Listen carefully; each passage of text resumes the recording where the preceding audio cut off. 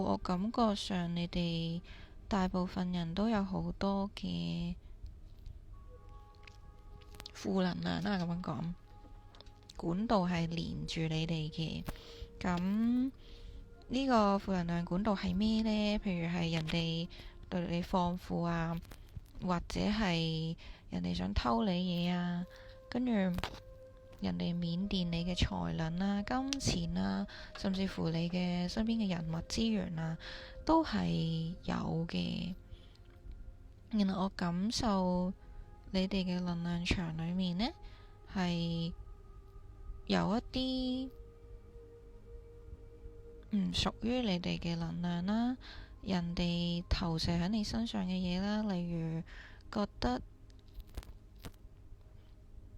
唔夠好啦，覺得唔夠料啦，覺得你憑咩擁有呢啲嘢啦，亦都會有一啲係你都用着噶啦，我拎走佢嘅諗法，好多人投射呢一類型嘅能量響我哋頭先做保護嘅呢扎人裏面嘅。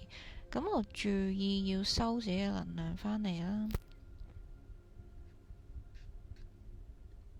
咁樣簡單一句話，I call back my power across all space and time, free of negativity, and it stays with me, and I'm whole。我去收回我所有嘅能量，有所有嘅空間同埋時間，去轉化成為最純淨嘅光，停留喺我身邊，讓我完整，去維持返你嘅能量喺自己身上面，簡單啲咁樣。好啊，好似舒服啲。而家頭先有啲唔舒服。咩叫你唔係迷路而係覺醒緊？你覺得係咩嚟嘅？咩意思？有人答我？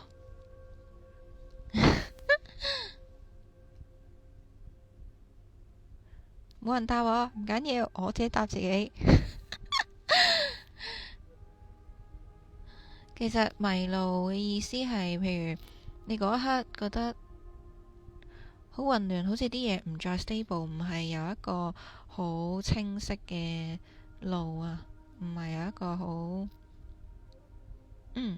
過程，呢個都啱。好似唔再係一個以往你認識嘅路啦，譬如唔再係朝九晚五嘅工作啦，唔再係一分耕耘一分收穫啦，呢都係一種改變。有可能你面對嘅係之前，譬如你靠嘅係塔羅諮詢咁樣講啦，一直以嚟都好好嘅，跟住無啦啦唔見晒啲客喎。個意思唔係你做錯啲咩啊，你冇做錯啲咩嘅，係你要進階，你唔會再只係一個塔羅占卜師，你係一個導師，可能你係要去教塔羅牌，你可能要去教人點樣規劃佢嘅人生，你嘅角色要升級要轉變。咁所以呢一啲係一啲宇宙俾你嘅 signal 啦，同你講你要學嘢，或者你要升級啦，咁樣。咁所以佢會先斷你前面啲米路先，你又唔會有機會繼續做你之前啲嘢。譬如我有一個最近傾咗偈嘅人啦，咁佢由一個精算師啦，咁就離開咗一個好穩定嘅收入，跟住走咗去做一啲流動性好高，變成要同人溝通嘅工作啦。咁其實呢啲都係覺醒嘅路啦，簡單啲嚟講。點解呢？因為有一啲嘢你自己呢，其實出世之前呢已經 plan 好咗噶，你自己 mark 響你個合約度，同宇宙喺度 mark。嗱，咁我今世呢就要做個 leader 啦，咁樣。我做個 leader 要做咩呢？我要啟發啲人呢去做佢哋自己想做嘅嘢，佢哋能力可以做出嚟嘅嘢，而唔係我去為人哋不斷創造佢哋嘅夢想，係我啟發佢哋，我帶領佢哋去創造自己嘅夢想。咁呢個都係一份合約啦。咁如果你只係打份工，然後不斷為他人去創造合約，或者創造一啲數字啊、規劃啊，咁其實都唔係符合緊你嘅合約噶喎。你嗰份靈魂合約寫嘅唔係呢樣噶喎。咁所以佢咪唔俾你做原本嘅工作咯。佢會逼你山窮水盡又好啦，逼你自動辭職又好啦，逼你無啦啦想去創業又好啦，是但一條路逼你去行咯。咁呢個就係唔係迷路嘅意思，因為你面對緊嘅變化嘅時候，好正常地你會覺得不安，你覺得唔知點算，但係其實你係 repositioning 緊，你轉緊方向，咁所以你唔係迷路，你只係 redirect 緊，重新定位緊，你應該行去邊。可能要嘅係一個進修，可能要嘅係一個嘗試，可能係一個合作，唔知係邊一個噶，但係點樣去發現就要靠覺察力同感受。呢個我都成日做嘅，成日去同啲人講，誒，每朝起身你留少少時間俾自己。你去問下自己，咦，今日我想做啲咩啊？或者同我諮詢過嘅人都會做呢樣嘢，就係去咗個願，嗰個願具體你要達到嘅事情，嗰個畫面係點嘅？你同人哋合作嘅畫面係點嘅？你做嗰件事幫咗嗰啲人，佢哋嘅情緒係點嘅？我有一條片都有拍嘅，可以睇我置頂第一條片，如果有興趣。因為每一日能量都轉得好快，有時計劃總係趕不上改變啦，咁樣講。咁所以要訓練一份好強大嘅覺察力咯。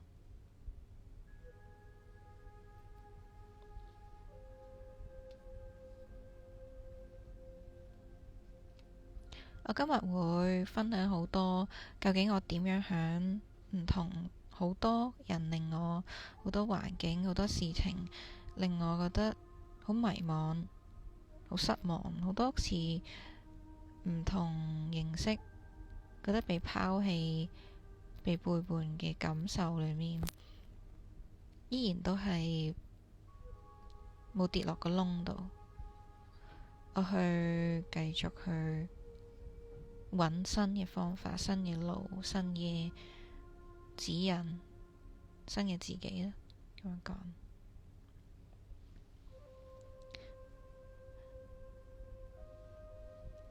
我今日睇咗篇文啊，佢講話受害者情結係乜嘢，跟住我覺得佢都講咗好多嘢，令我覺得好重。受害者情結呢，其實就係呢三樣嘢嚟嘅。成個人覺得好迷茫啦，跟住成日都會諗，哎呀，我做呢個決定得唔得呢？做錯咗會點呢？唔咁樣做咪比較好呢？會經常性諗呢啲。咁情感依附嘅意思係咩呢？就係去依賴其他人幫你做決定。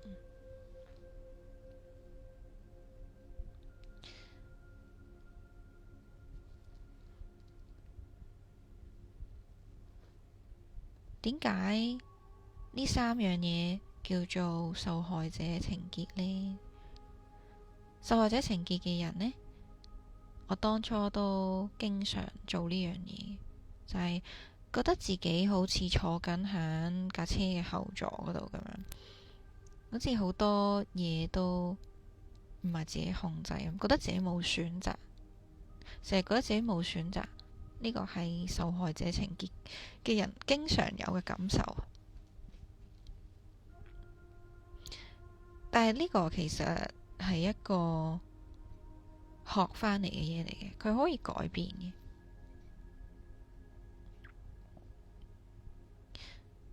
呢三個情緒呢，其實我都係好簡單，心底裏面覺得自己唔夠好啊，簡單啲就係，然後覺得只要個錯誤投射咗，覺得係人哋做得唔好，人哋對我唔好，咁呢，就可以逃避面對自己未盡力，逃避自己做得可以做得更加好，逃避自己需要面對一啲處理一啲問題，跌咗入去嗰個係人哋做得唔夠好，我已經夠好啦呢一個位。咁所以我都經常性以前係咁樣，我而家有時候都會覺得我好似有時候係會跌落去，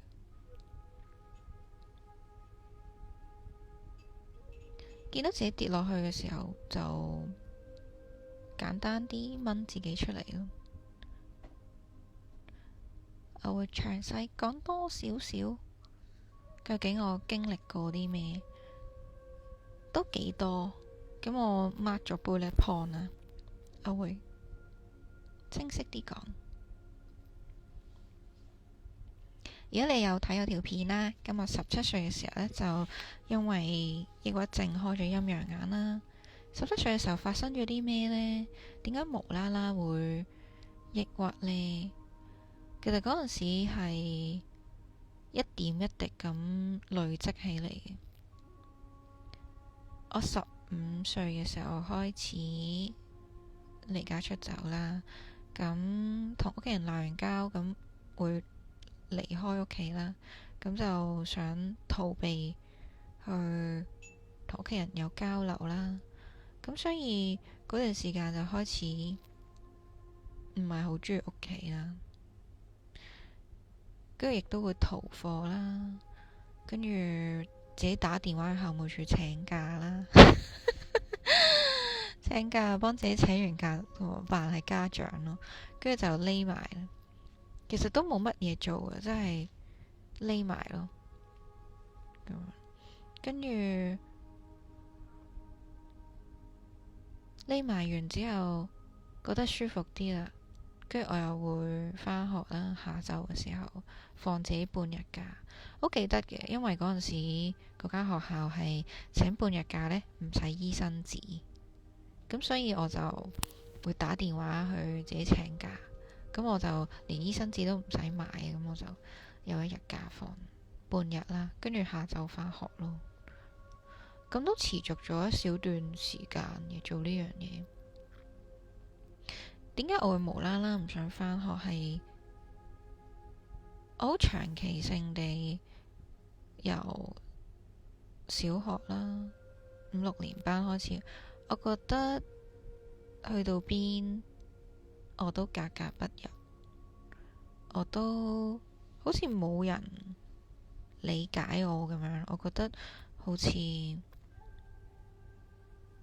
冇朋友，同人哋傾偈係唔開心嘅，係覺得每一日都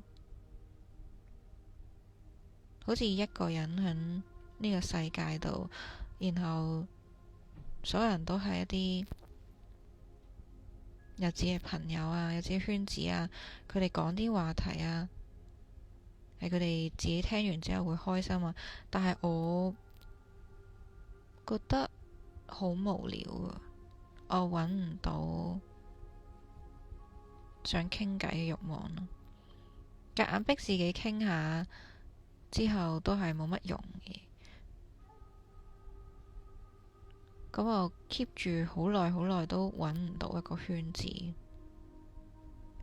有嘗試過嘅。15歲嘅時候，我嘗試過去完全抹甩晒我所有人哋覺得我奇怪嘢，然後做一個極端圓滑嘅自己啦，面面俱圓啦，八面玲瓏啦，咁樣講。跟住俾呢陣時俾啲同學有 comment 過話我，好似你講咩你都冇個答案，冇個具體嘅意見，你唔知你想點咁樣。跟住我當時嘅感受係，哦，係咩？因為真實嘅我根本你哋唔會接受㗎喎，咁我梗係收埋最好啦。你咩都冇知道，關於我諗咩，我就最安全啦。用面具嘅形式啦，好努力咁樣理解或者融入身邊嘅世界啦。咁但係我發現唔 work 啊，呢樣嘢，我好辛苦，我越嚟越辛苦，越嚟越辛苦，各樣嘢加埋，屋企人又有好重要嘅親人過身啦，咁佢情緒變得越嚟越唔穩定啦，咁我就開始情緒出現咗問題。但係嗰段時間我唔係好清晰我有情緒問題嘅。我記得好深刻係我放學着住校服行返屋企嘅時候，我覺得我個心跳控制唔到，嗰個心跳速有啲奇怪，係有種呼吸唔到嘅感覺。而我有呢個感受係因為我諗起我要返屋企，嗰時係中學嘅，用咗好耐好耐嘅時間去理解我呢個情況啦，跟住嘗試繼續去過每一日，繼續嘗試去揾我究竟點樣喺呢個世界可以生存到呢？都係唔知點算。我有大半段時間我都係唔知自己想點。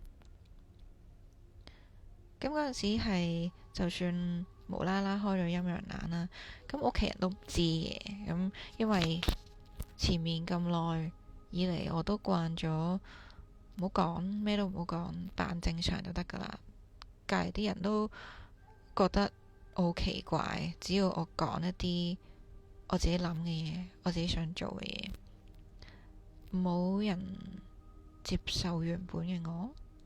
咁所以我even開咗陰陽眼，我都冇同屋企人講過。佢哋都係呢2年先知，即係我瞞咗佢哋10年。用咗佢哋10年嘅時間，冇特別同佢哋講我睇到嘢啊，睇到靈魂啦，呢啲嘢我冇講過。嗰陣時真係好搞笑嘅，返屋企，然後我記得啦，個門口入咗嚟之後，跟住屋企個梳化喺窗邊，梳化係坐滿晒啲人。你知道梳化有個病位啦，連嗰個位都坐咗嘅。跟住我返入自己間房，我張床有個靚仔瞓喺度，黑色嘅。跟住連去個廁所呢，都有個人跪喺度抱住個膝頭哥咁樣啦，唔知做乜咁。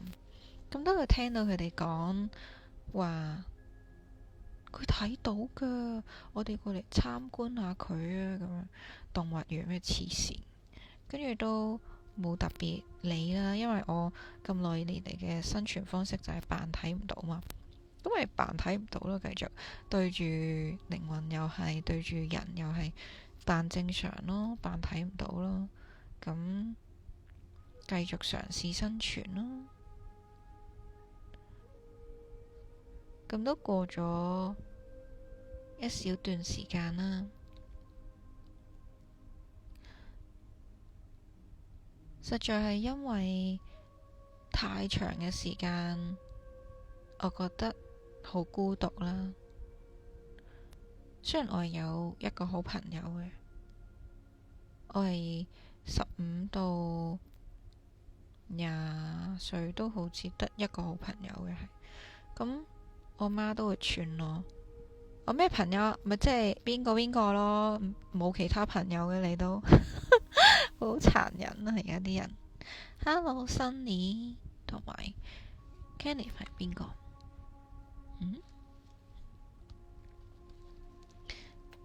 跟住都有好多啲搞笑嘅嘢。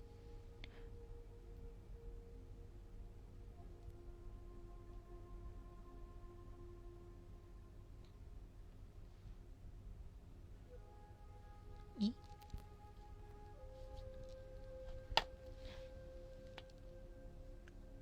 嗰陣時我個 friend 呢，佢響20零歲到啦，佢就嗰陣時黃南嘅事情嗰段時間啦，咁好多事情發生咗啦，咁佢就話我想去一個有希望嘅地方重新生活，咁佢而家喺加拿大嘅。佢喺嗰邊讀法律，佢想 Hello 話喺一個法律有意義嘅地方重新開始。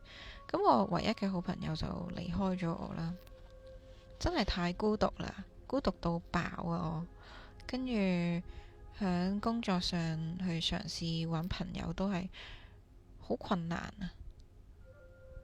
喺讀書嘅時候都係好困難啊，中間升 high dip 都係覺得係嘅。我讀 design 讀職業設計嗰段時間係有啲特別啲嘅人喺課室度嘅，但係唔夾啊，就好似棘棘地咁咯。冇人係明我講咩咁樣，所以感覺上係唔啱牙。所有人同我都係，我都唔記得我幾時第一次想自殺啦。我睇翻我個表先，我有 mark 一個表喺我個人生大事表咁樣。望一眼我係幾時想自殺？你有冇聽過天外之音啊？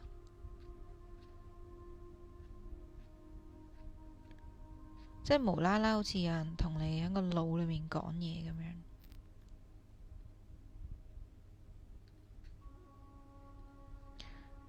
我想自殺嗰陣時，我記得點解我揀呢張相呢？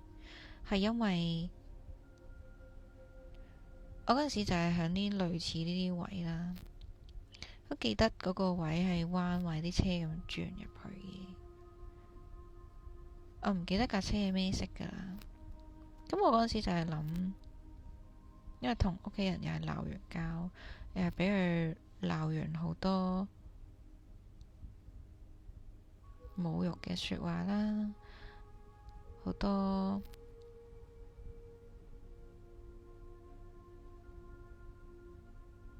令到我覺得自己冇價值嘅說話啦。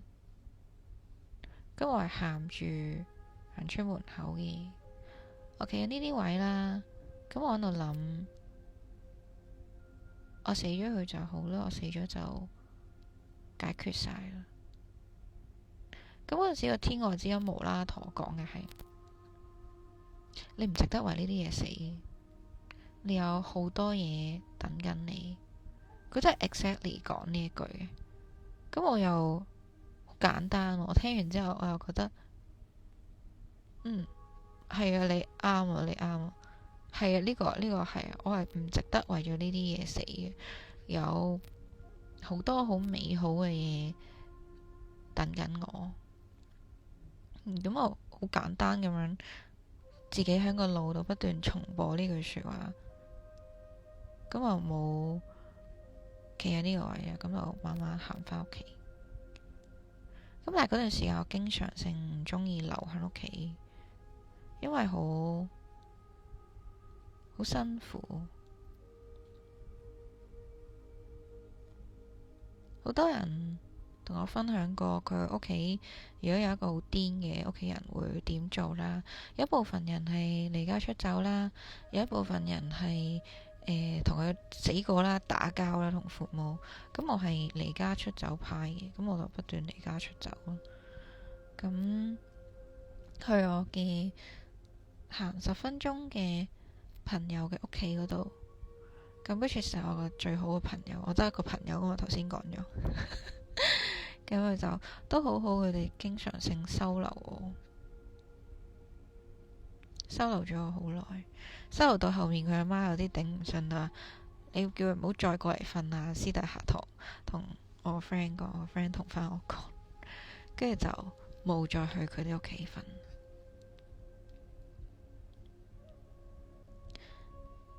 咁冇咗個 friend 啦，佢又去咗加拿大啦，又冇得去佢屋企啦。咁我之後做咩呢？刁鑽啊！我響感情上面揾自己嘅屋企。我覺得如果我可以建立到我自己屋企，咁我就安全啦，我就可以離開啦。咁所以我開始拍拖啦。咁但係喺第3段感情，我先開始有呢個感受。第一段感情都冇特別話我中意，係純粹對方告白，跟住我想試下。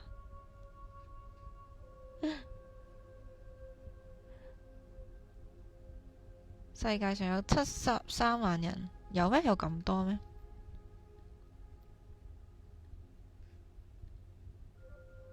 正能量。咁所以頭先講咩？唔記得咗。先講緊咩？搵到啦！勁好笑。17歲，除咗開陰陽眼之外呢，我都做實習啦，做設計嘅實習啦，勁好。我個宗教老師啊，咁我唔知好耐冇見啦。佢叫蕭 Sir，響13億除晚，咩意思啊？我唔明嘅，咩嚟噶？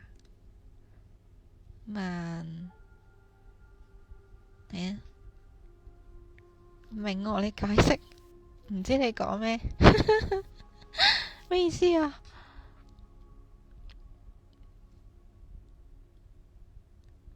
我搵到我個記錄啦。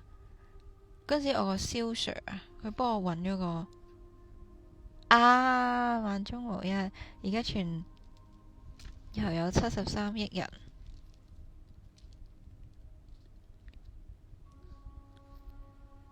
所以佢咁樣除OK，一嚿嚿嚿咁樣聽到，好迷茫。get 你，跟住我嗰陣時個阿蕭 Sir 幫我哋有5、6個人，有一個實習 group，咁樣就帶咗我去我嘅第一間實習公司，一間 interior house，咁啊都係學一啲 texture 啊、顏色啊組合嘅嘢。咁嗰陣時都幾開心嘅，咁但係我後面又揾咗另一間 part time 啦，因為我想要多啲收入啦。因為我媽都瘋狂鬧我嘅，因為冇乜零用錢，所以我想返多啲 part time。但係我媽就鬧我話咩？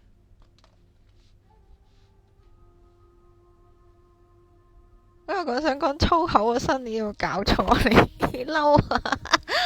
打死你啊！激死！好嬲啊！咩料？係呢個 concept 突然間搞笑 get 你又睇得明佢寫咩喎？竟然 Hershey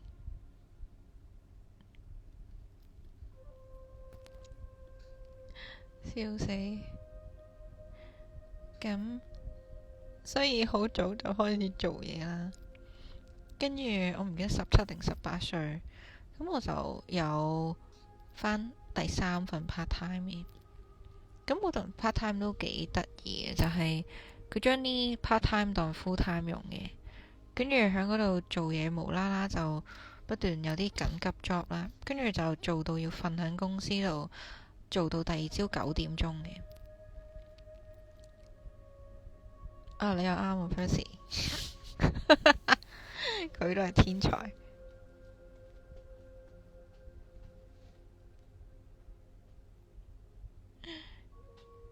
跟住所以我第一定第三份工就已經遇到黑心公司，直接瞓埋喺公司做嘢做到。咁嗰陣時就明白咗咩叫黑心公司，同埋咩叫老細嘅說話唔可以信。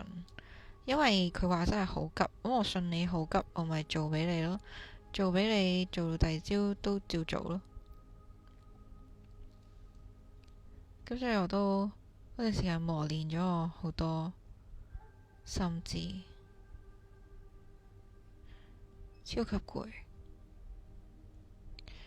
17歲去到18歲，開眼盲眼啦，然後又抑鬱啦，跟住又自殺未續啦，跟住有迷茫啦，跟住開始拍好多拖啦，跟住去揾可唔可以有一個自己嘅家庭呢？咁亦都去揾喺工作上面滿足人哋所有嘅要求啦，因為咁樣會令我覺得我自己有價值啦，咁所以我就瘋狂逼自己做嘢。呢段時間我好完全咁將工作同自己嘅價值係捆綁嘅，咁所以好長一段時間我都覺得，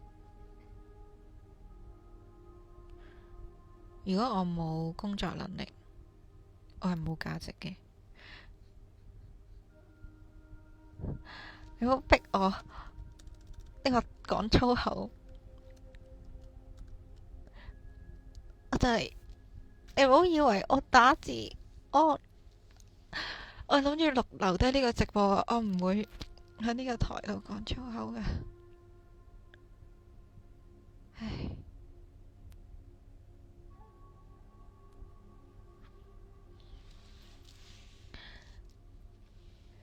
你初戀我好耐啦，扮咩 Percy？跟住去到24到27歲啦，我都係有好多，我都未40歲，我而家先29啫嘛，大佬。24到27，我有一種覺得好似超級快，好似衝住去咁樣。我入咗真係畢咗業之後呢，我係年齡呢就會轉一次工嘅。當我發現佢嗰個躍升或者我學習成長嘅空間有限嘅時候，佢想要我重複做一樣嘢，佢唔俾我去做其他嘢呢，我就走間公司。咁我就走咗好多轉嘅，年齡到啦，走一次。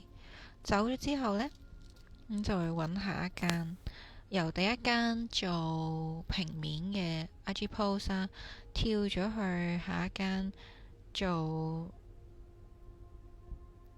一啲 Google Banner 啦，一啲唔同 Facebook 同埋 IG 嘅 post 啦，仲有啲 GIF 啦，跟住再下一間就做啲識喐嘅嘢啦，跟住又有啲做砌書啊，咁喺度放大少少俾你睇啊！又做片啦，又做啲銀行啊，唔知咩保險啊嘅嗰啲片啊 infographic 啊，一啲用 Photoshop 啊 AI 啊砌啲 icon 啊動畫啊，跟住仲有啲 leaflet 啲用線砌出嚟嘅 graphic 啦。嗰陣時呢間公司都留咗好耐嘅，咁呢間公司都教識咗我好多嘢。不過佢個其中一個老細 cancer 走咗噶啦，我都有去佢嘅喪禮。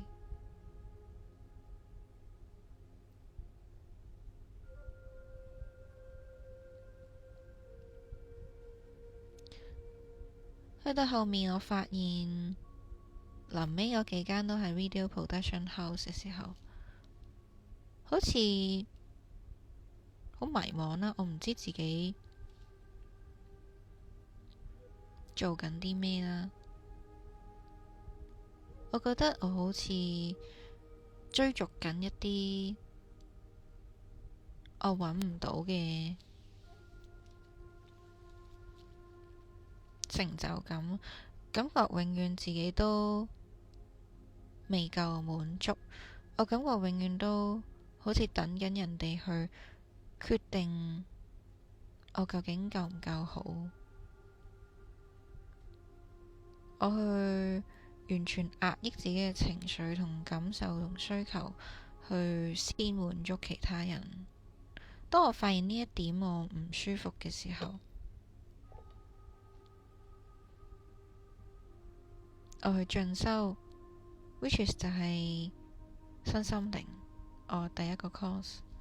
咁嗰個 course 都好搞笑嘅，佢係由呼吸法啦，開一啲清理一啲，開一啲能力啦，清理一啲物輪嘅情緒嘅嘢啦，療愈內在小孩啦，各種唔同嘅嘢啦。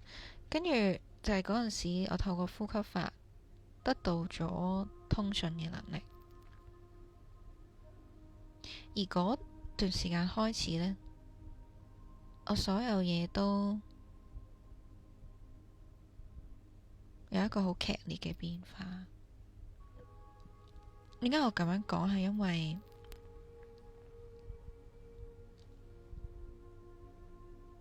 我開始不斷收到嚟自宇宙嘅訊息，嚟自守護靈嘅提示啦。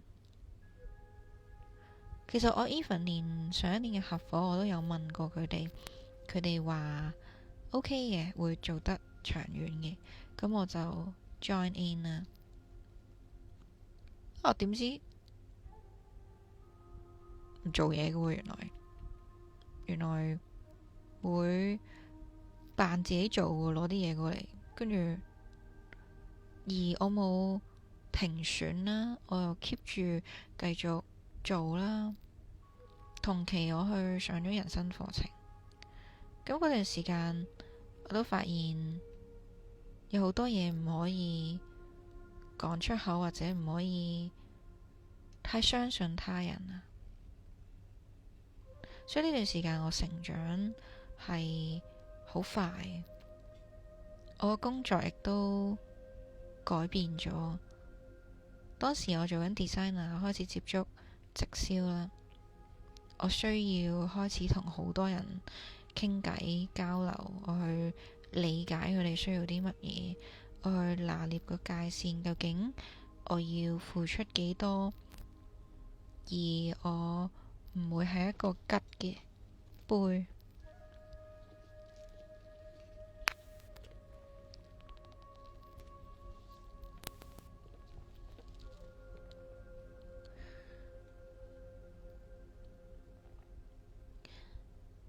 當我終於都做咗拆夥嘅決定嘅時候，都好詭異。係一拆夥呢，我就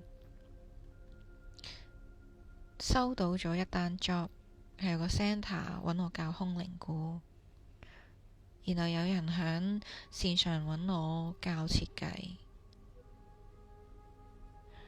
有人揾我教佢寫 ChatGPT 嘅 prompt，有人揾我教 Photoshop， 之後就越嚟越多呢一類型嘅客啦，跟住亦都有一啲訂閱制嘅堂啦，跟住我有一班會返嚟揾我嘅客啦。呢啲幾時開始？係我拆夥之後開始嘅。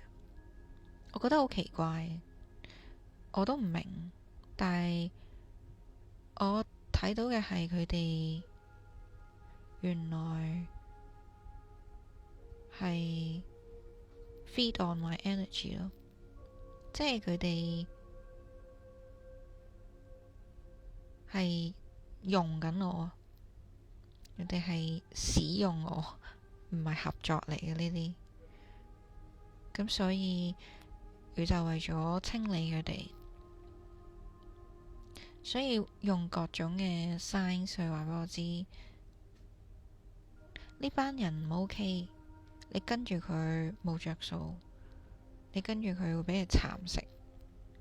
咁所以要趕走佢哋，簡單啲嚟講。咁跟住就後面發現，喂，過咗段時間啦，跟住我又出咗條片講呢件拆火呢件事啦，2條片你自己翻去睇，如果有興趣。跟住拆咗火，發現呢啲嘢開始順咯。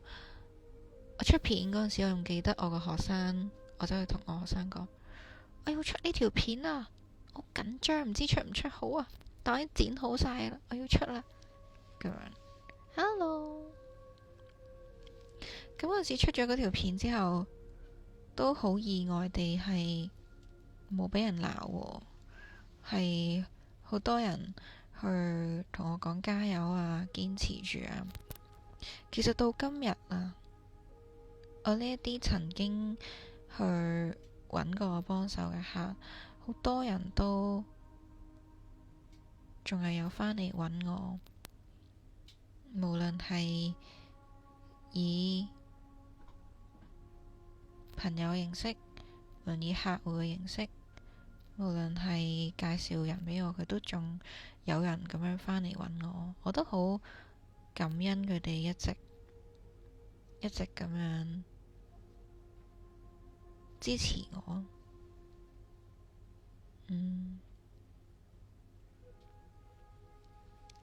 去到後面我發現俾人落咒啦，咁係響屋企度見到個廳嗰度啊，有啲奇怪嘅台啦，係透明嘅，咁有啲嘢俾佢綁住咗喺上面，咁嗰隻嘢又係搞我嘅，咁就覺得怪怪地啦，咁所以我就走咗去揾咗個 friend 介紹個師傅，我都有 channel 過問下，幫唔幫到手㗎？呢個師傅話幫到手嘅，咁就去咗呢個師傅度搞，咁搞掂咗之後就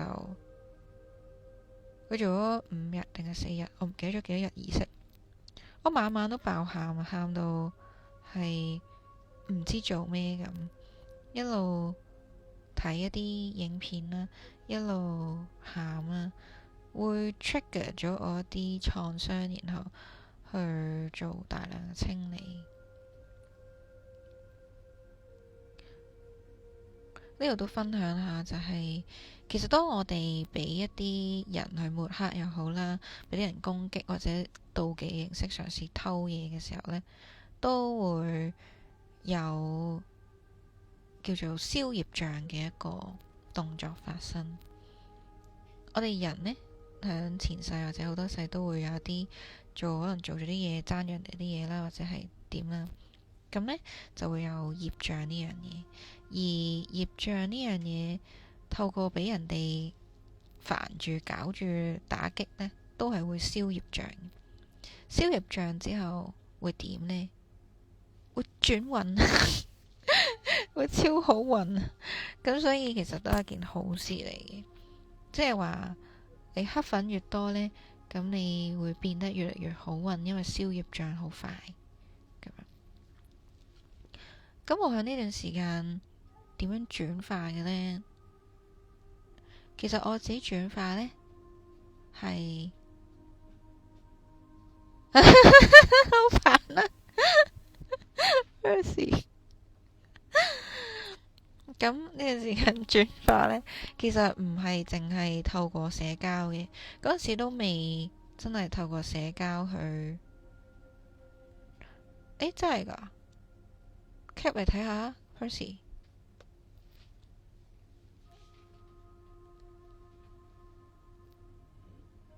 我開到 iPad 睇 message 噶，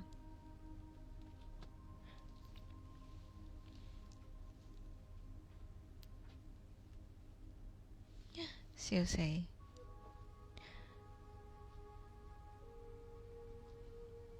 因為我頭先講咩？係跟住，所以其實我中間做咗好多 inner work 或者叫 shadow work 啦。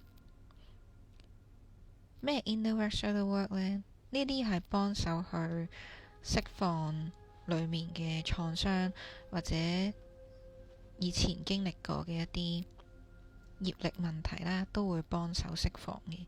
而透過呢一啲我嘅療愈啦，呢啲轉化啦，我幫自己去 settle down。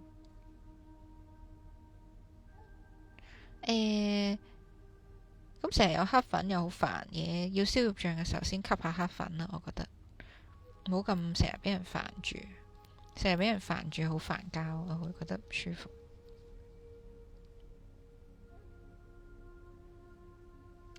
黐線。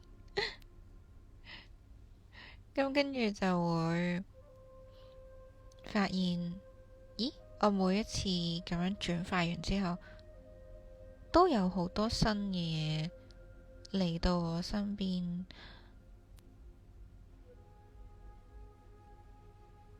例如新嘅朋友啦、新嘅圈子啦。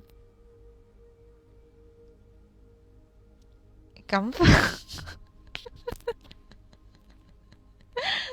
唐真，點解係唐真啊？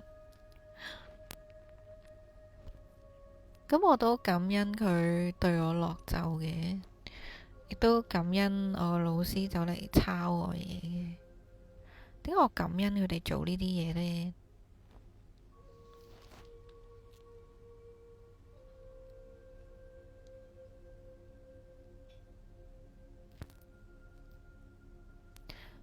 因為如果佢哋唔做呢啲嘢嘅話呢，我唔會認知到佢嘅本質係啲咩。我某個程度上有一個客同我一樣，唔想確認對方係一個唔善良嘅人，唔想認知呢個世界有咁差嘅人，咁所以會有啲拒絕承認呢樣嘢。如果你唔做呢啲呢，咁咪 confirm 唔到我啲感受嘅。其實我早知噶啦，好多嘢都，但係我去選擇去唔睇啦，去 ignore 佢啦。咁所以去到後面，佢哋真係落手啊！咁我知道啊，呢個剪得，呢個掉得，呢個垃圾揾咗個垃圾桶裝自己走，太好啦！咁樣，咁所以都感謝佢哋自己去露出佢哋自己嘅狐狸尾巴。咁我自己都覺得好感恩嘅。我都學識咗啲新嘢啦，譬如今次嘅抄襲呢，咁我就學識咗護城河呢個。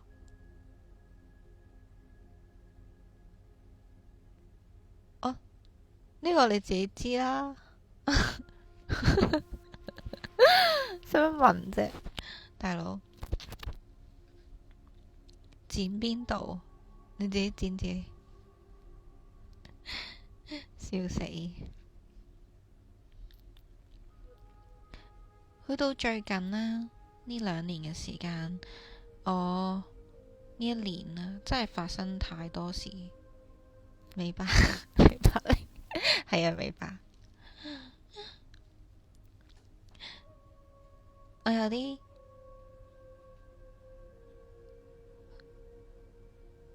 係啊，狐狸尾巴，狐狸尾巴。我都仲係有進修啦。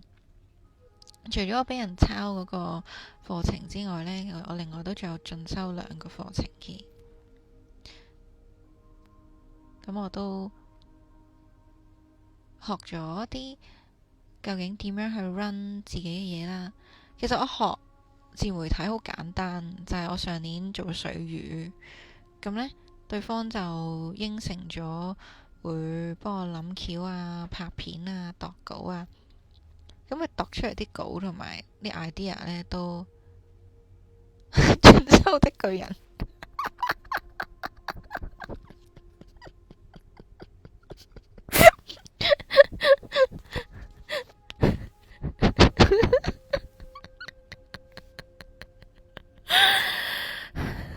好人我笑住，笑到停唔到。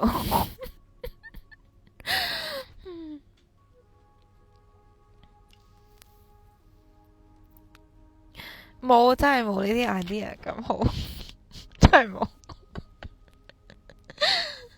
真係冇。咁所以因為咁樣咗，俾人咗做水魚啦。咁所以我就走咗去進修，抌錢出嚟學咗3個課程。跟住我點知其中一個走嚟抄我，跟住然後我諗，因為以前都有人抄過我噶啦，都幾次唔同嘅。咁但係我都係諗，算啦咁樣。咁但係今次佢抄到咁明目張膽，story 又抄啦，產品又抄啦，跟住然後啲 post 又抄啦，reels 又抄啦，咩都抄嘅，即係冇人抄嗰啲都抄，太誇張啦，大佬。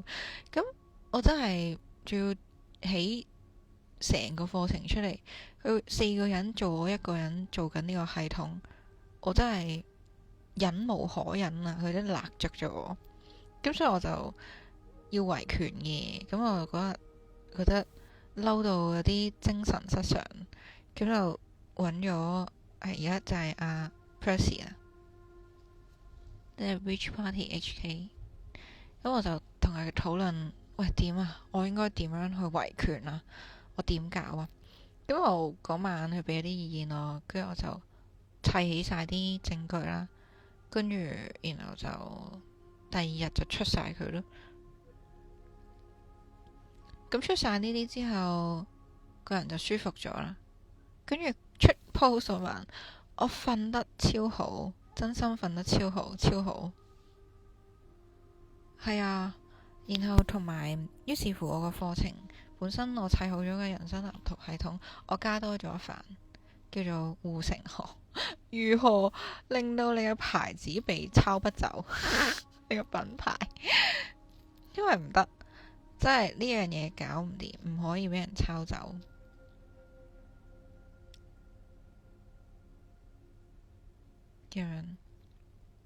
咁不斷呢度，我喺呢個過程裏面，喺我標呢個系統嘅時候，其實前面我都有講啦。上年已經一拆夥就開始教緊一啲個人堂啦，去陪跑式咁幫啲學生做嘢，教佢哋點樣 run 自己個創業啦。係，咁所以我一路咁做嘅時候呢，就開始有好多 feedback 返嚟啦。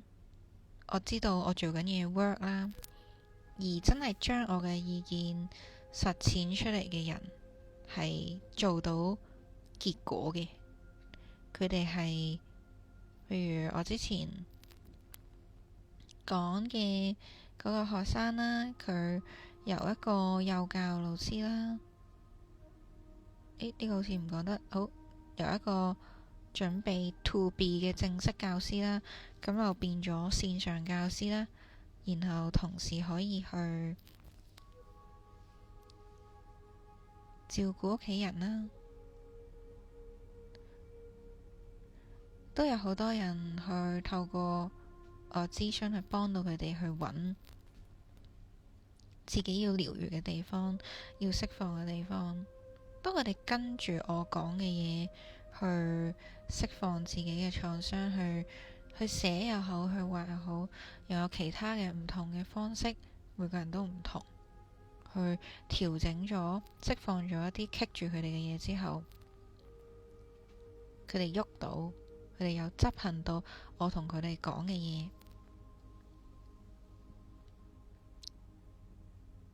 佢哋做到，答到我。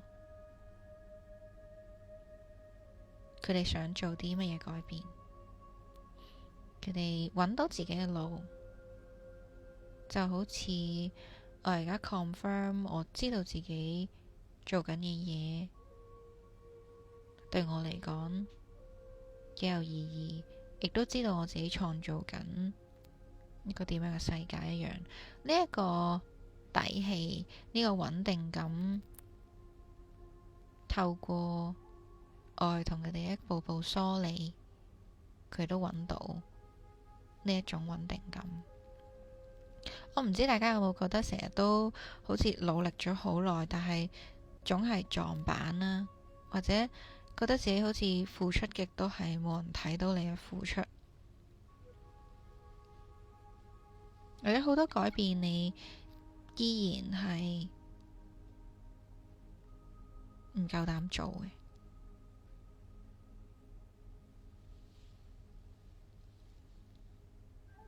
如果呢個係你嘅 case 嘅話，你要繼續認真睇埋呢一個 live。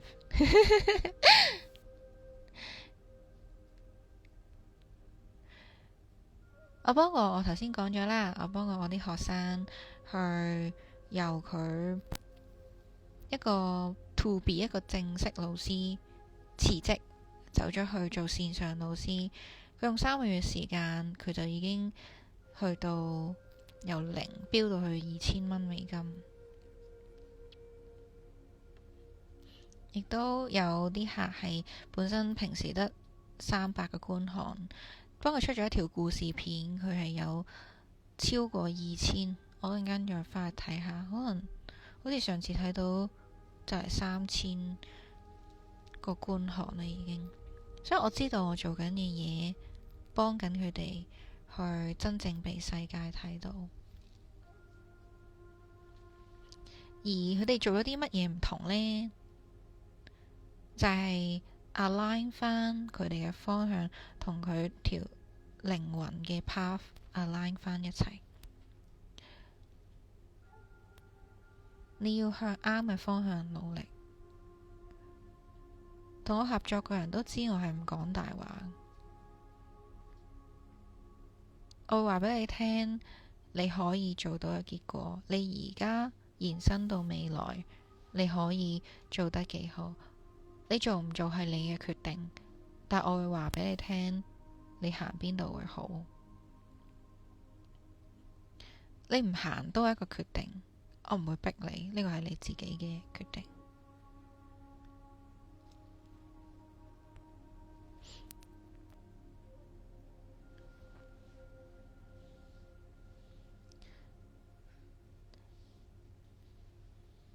當你覺得好似越嚟越身邊嘅人事工作，你覺得越嚟越令到你好辛苦又好啦，你開始有一啲好想做嘅嘢，你冇辦法放棄，你不斷好想重新去試啦。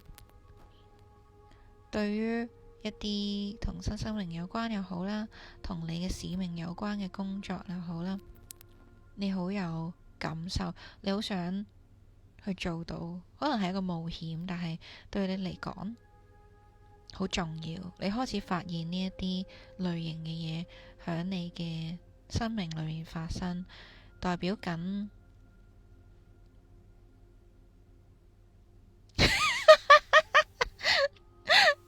有時啲願望真係太搞笑，我真係笑到傻咗啊！好令人好笑。所以每一次係啊，當你對於一啲嘢好有 passion 嘅時候呢，有可能佢係你嘅靈魂藍圖。因為靈魂藍圖嘅法則呢，係只要使命達到咗呢，你嘅工作又好啦，你嘅職業又好咧，唔重要嘅，你只要傳遞到嗰個價值就得噶啦。佢其實好寬鬆嘅，咁所以但係要準咯。所以係咩呢？所以你要去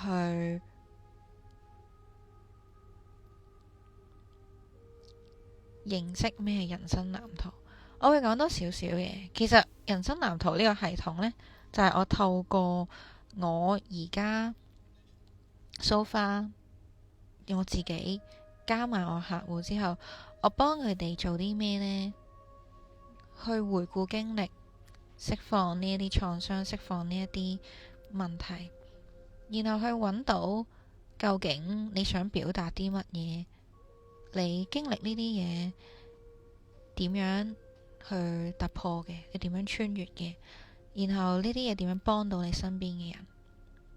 如果你有 run social media 嘅自媒體嘅，咁我會去用人生藍圖系統去揾究竟點樣講。其實有分唔同嘅類型，有變現類同埋有教學類嘅，全部都係培養緊信任感啊。咁最後就係透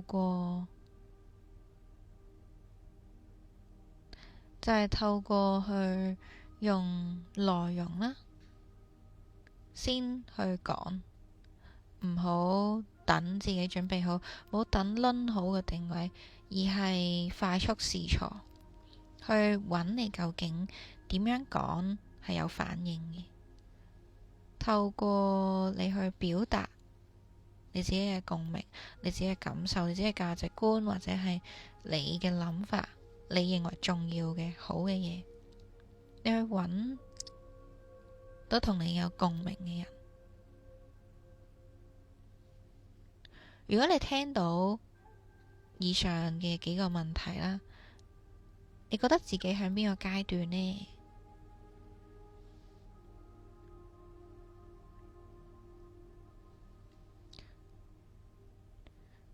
呢度有5個 steps 啦。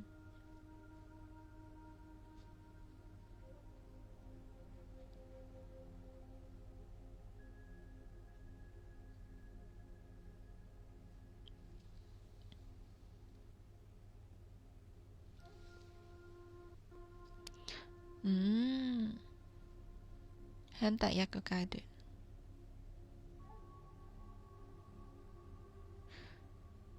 第一個階段唔會永遠停止喺第一個階段，而係挖掘咗一部分之後呢，就 apply 去2、3、4、5，跟住然後又再去挖掘更加多，再繼續 apply， 透過呢一個不斷咁樣去挖掘，然後應用執行出嚟嘅話呢，咁你就可以去不斷對齊自己嘅靈魂藍圖啦。如果你覺得自己長期係第一，咁即係你嘅執行力出現咗問題，你需要增加你嘅執行力。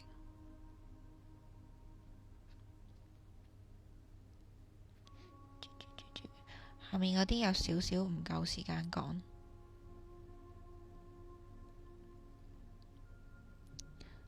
講重點。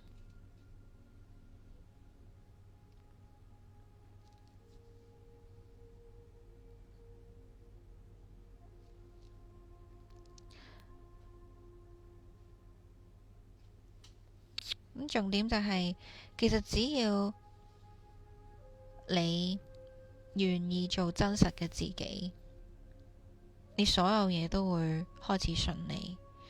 因為表達係攞嚟篩選嘅，攞嚟篩選你身邊嘅人，等你可以去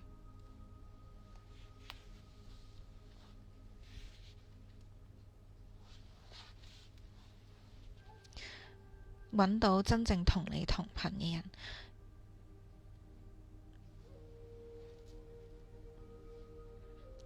我最近做一次諮詢呢，嗰個女仔同我講話：你啲嘢好入肉啊，點解你可以咁真實咁入肉嘅呢？同我講，咁我同佢講話，我都係勇氣嘅咋。另一樣嘢，其實我係覺得，我真係覺得好攰。我扮正常扮咗好耐啦，唔扮啊，好攰啊，唔扮啊，放鬆啲。我唔理你諗咩啦，我唔理你覺得我好唔好啦，我唔理你覺得我係點啦，我係咁樣噶啦，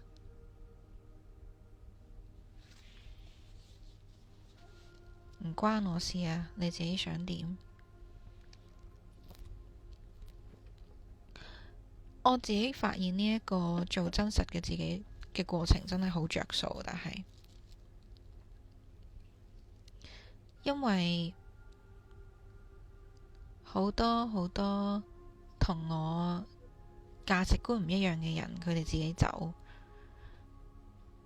咁我非常之好啦，因為我獨身噶嘛。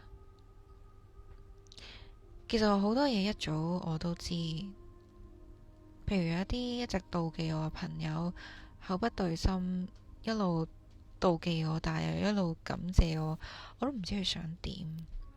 但係我越嚟越做真實嘅自己嘅時候，佢哋越嚟越討厭我，咁我覺得都係好事，咁就慳功夫，唔使嘥佢嘅時間，佢要扮中意我，亦都唔使令到大家都好攰咯。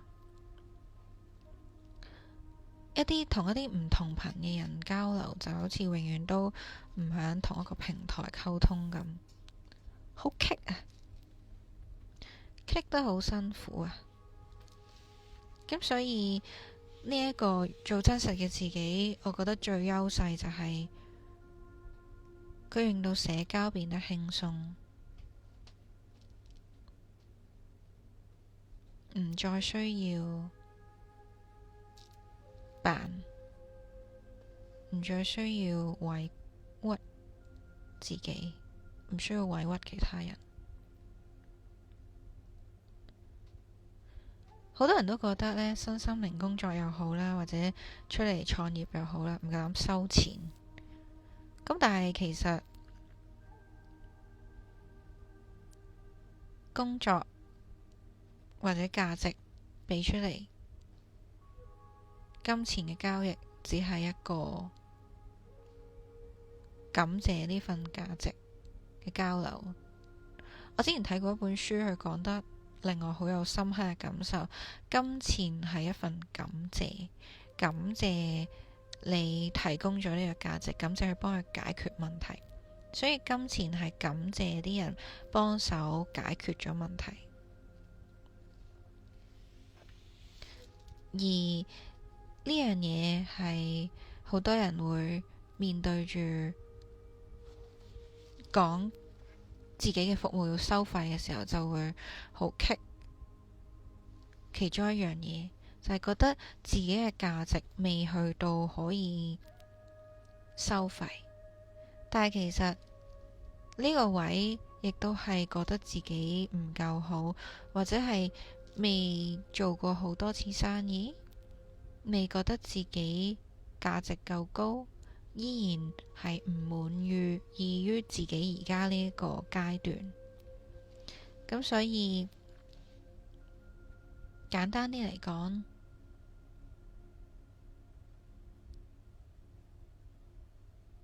要好好咁樣做到對自己嘅信任，要有好清晰嘅價值，你嘅產品又好，你嘅服務又好，你做緊嘅嘢又好，係點樣幫人解決問題，要有好清晰嘅表達。咁呢一部分啦，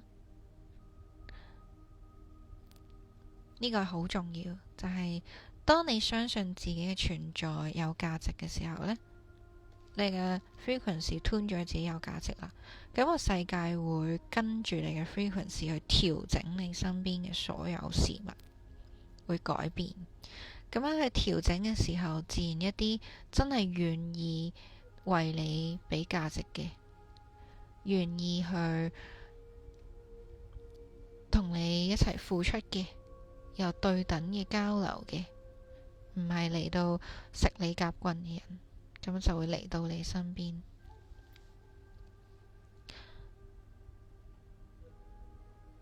我希望大家都永遠記得呢句說話啦。就係真正嘅改變呢，唔需要外界同意，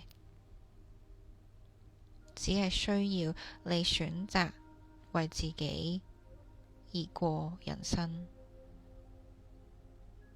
你唔需要任何人 approve 你，同你講你可以轉工啦，你可以去做呢個工作啦，你可以去做老師啦，你可以收錢啦，你可以去努力啦，你可以做真實嘅你啦，你可以發嬲啦，你可以鬧人啦，你可以喊㗎。唔好要人哋俾 approval 你自己俾自己。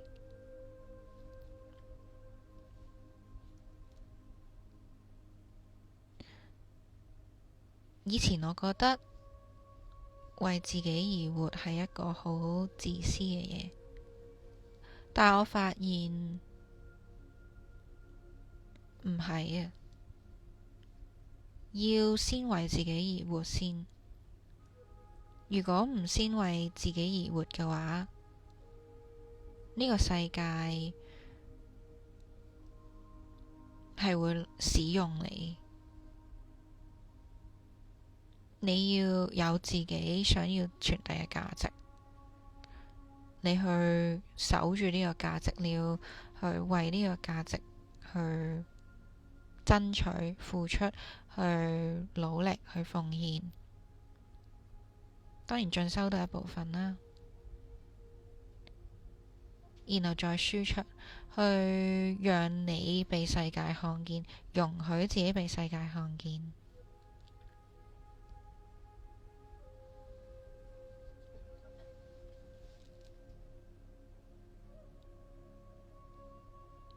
當你容許你被自己被世界看見嘅時候，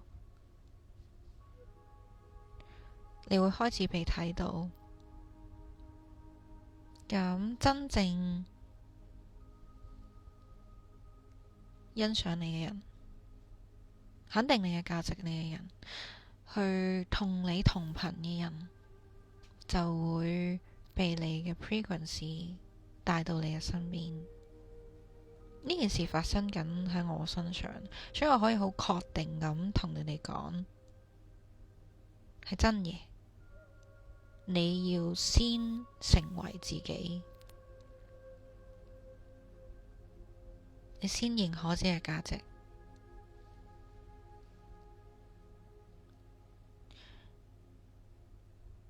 如果你今日聽到我頭先講嘅嘢有感受嘅，咁代表你已經準備好為自己而活，去準備好選擇自己，準備好選擇改變。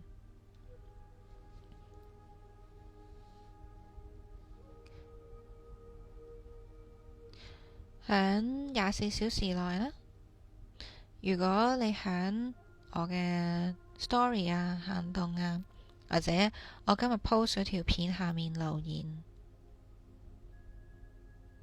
rebirth， 咁都會有一份小禮物嘅。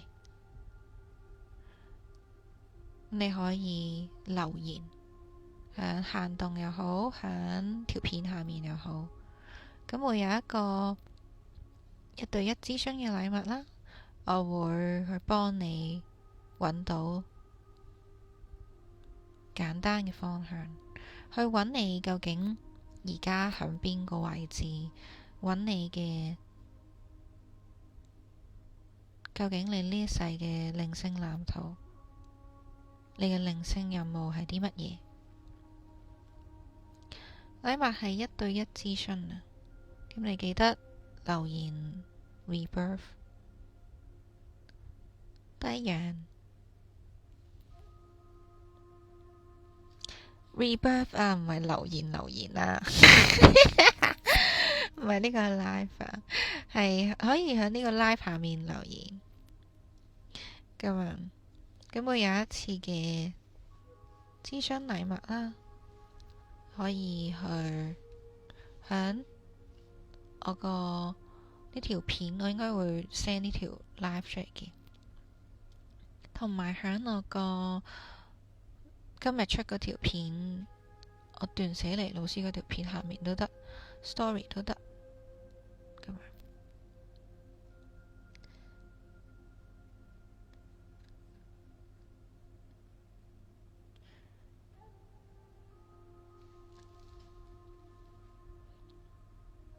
如果你聽完，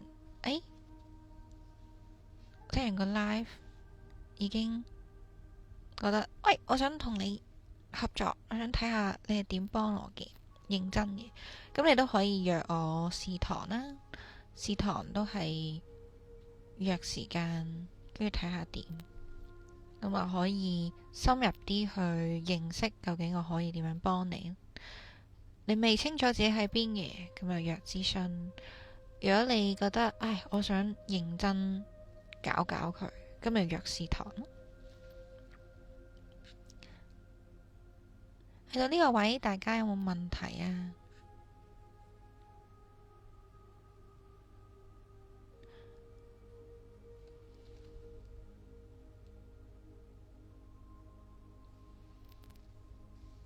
有冇問題啊？1111啊，啱啱好。係，Hello 新朋友。如果你聽完今日嘅直播，我都會鋪翻呢條片出嚟嘅。有覺得我想揾究竟我嘅人生任務係乜嘢啊？咁你可以留言 Rebirth。今日會有一個限時嘅禮物，就係可以去幫你揾一揾你嘅靈性任務嘅諮詢。你留言 Rebirth 就會收到一個 link 嘅，就係咁啦。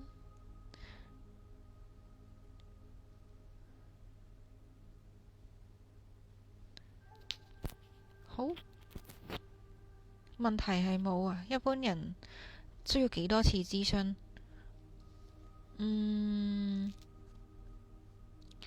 真係睇人㗎呢啲。我 so far 有一啲人約咗4次，佢都仲搞緊佢啲創傷。咁呢個係因為嗰個人真係經歷好多嘢，佢同我經歷有得揮啊，一樣差唔多啊，嗰啲量係好多嘅。多謝你啊 Ella， 一次過同我約。點解我咁靚啊？因為有做療癒咯，我諗最近有收到佢哋話，因為我有 keep 住做釋放創傷呢個動作，咁所以我會開始變越嚟越後生嘅樣，因為輕盈咗啊，即係我嘅身體。呢個角度好樣衰啊！我要唔好抬頭。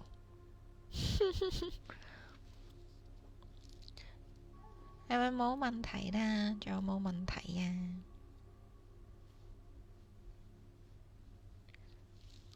可能5次都唔知喎。約咗先。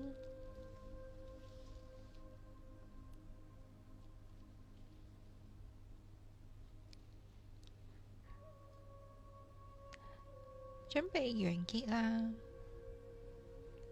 如果聽完今日嘅直播，你係想揾你嘅人生喺邊個階段，想揾你嘅靈性任務，你可以留言 Rebirth， 咁會有收到我哋今日嘅小禮物限時，就係咁啦。係咯，我真係黐線喎！我上次出 post 問，跟住啲人同我講，又似18歲啦，又似16歲啦，跟住又似20歲啦，我都覺得誇張啊！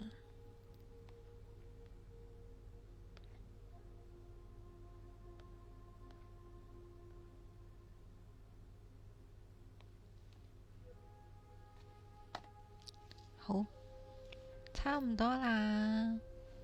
咁有冇問題問？最後問？好啊。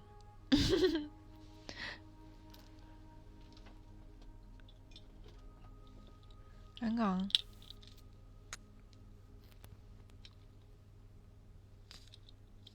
大下啦咁。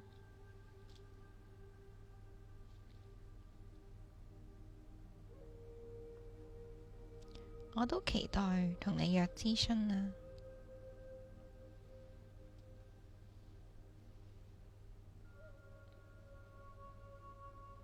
諮詢時間係1個鐘。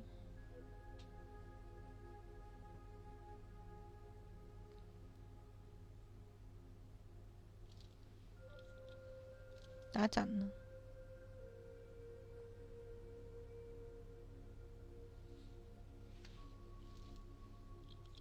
但係好細個戴眼鏡個樣，都係麻麻地。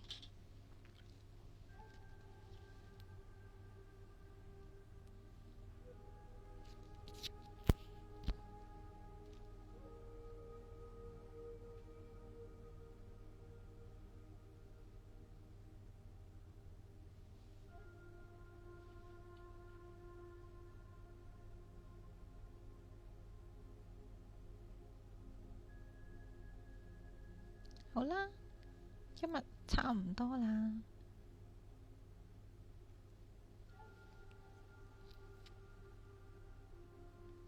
大家記得去領取小禮物，跟住撳時間。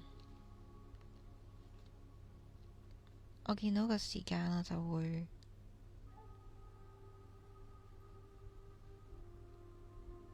收到通知，你哋約咗。